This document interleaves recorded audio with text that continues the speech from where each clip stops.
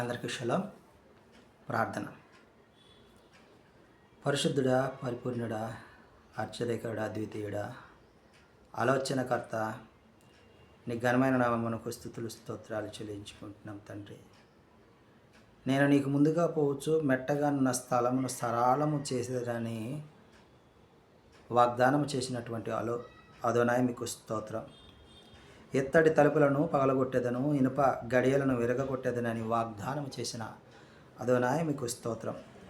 అంధకార స్థలములో ఉంచబడిన నిధులను రహస్య స్థలములోని మరుగైన ధనమును నీకిచ్చేదనని వాగ్దానం చేసినటువంటి ఎలోహి మీకు స్తోత్రం.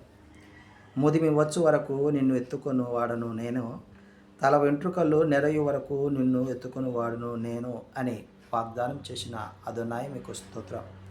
నేను చేసి ఉన్నాను, చంక పెట్టుకుని వాడును నేనే, నిన్ను ఎత్తుకొనుచు రక్షించువాడును నేనే అని వాగ్దానం చేసిన అదోనాయి మీ ఘనమైన నామమునకు స్తుతులు స్తోత్రాలు చెల్లించుకుంటాం.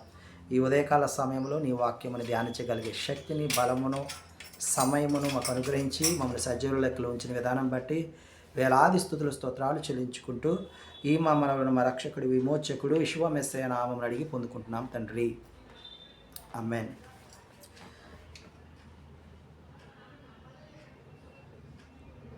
పునరుత్థానుడే జయశీలి, మృతిని జయించి లేచినాడే. పునరుత్థానుడే జయశీలి, మృతిని జయించి లేచినాడే. శ్రేష్టమైన పునరుత్థాన బలము ఇచ్చినాడే. శ్రేష్టమైన పునరుత్థాన బలము ఇచ్చినాడే. నాకై అతి త్వరలో మహిమతో రానయున్నవాడే. నాకై అతి త్వరలో మహిమతో రానయున్నవాడే. సరిరారెవ్వరు నా ప్రియుడైన యేషువకు. సరిరారెవ్వరు నా ప్రియుడైన యేషువకు. సర్వము నెరిగిన సర్వేశ్వరునికి, పరిహద్దులు లేని పరిశుద్ధునికి. సర్వము నెరిగిన సర్వేశ్వరునికి, సరిహద్దులు లేని పరిశుద్ధునికి. సరిరారెవ్వరు నా ప్రియుడైన యేషువకు. సరిరారెవ్వరు నా ప్రియుడైన యేషువకు. దినవృత్తాంతాల గ్రంథము, 2వ దినవృత్తాంతాల గ్రంథము 12వ అధ్యాయాన్ని మనం ధ్యానించుకుంటూ ఉన్నాం.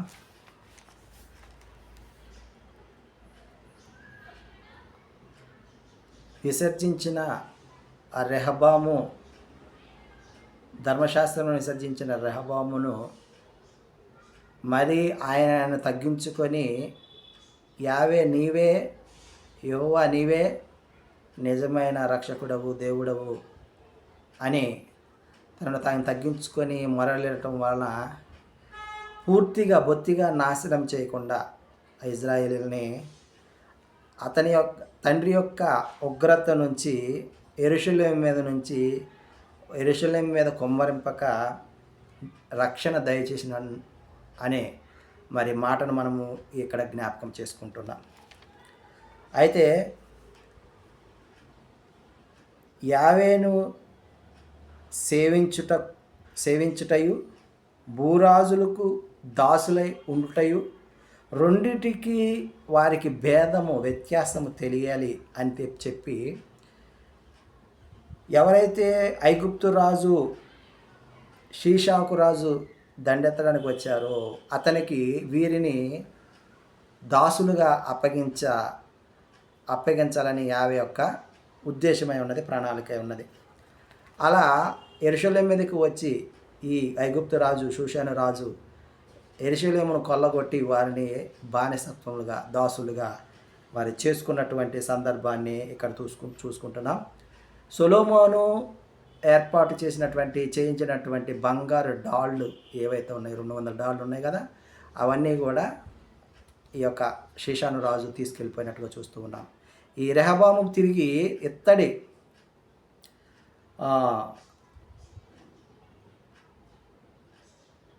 దాళ్ళను మళ్ళీ చేయించి, ఇత్తడి దాళ్ళను చేయించి ఆ యొక్క బంగారు డాళ్ళ ప్లేస్లో వాటిని ఉంచినట్లుగా ఈ అధ్యాయంలో మనము గమనించగలం. అయితే యూదా వారి కొద్దో గొప్ప మంచితనం వలన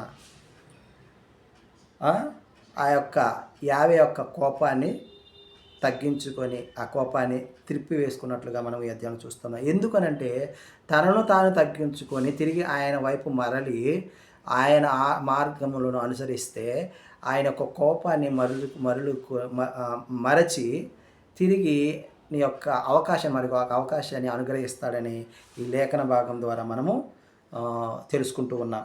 17 సంవత్సరాలు యెరూషలేమును ఏలినట్టుగా చూస్తూ ఉన్నాము రెహబాము మరి చనిపోయిన తర్వాత రెహబాము ఉన్నప్పుడు రెహబాముకును యెరోబాముకి వీళ్ళిద్దరి మధ్య యుద్ధము ఎడతెగక జరుగుతూ ఉండేయంట.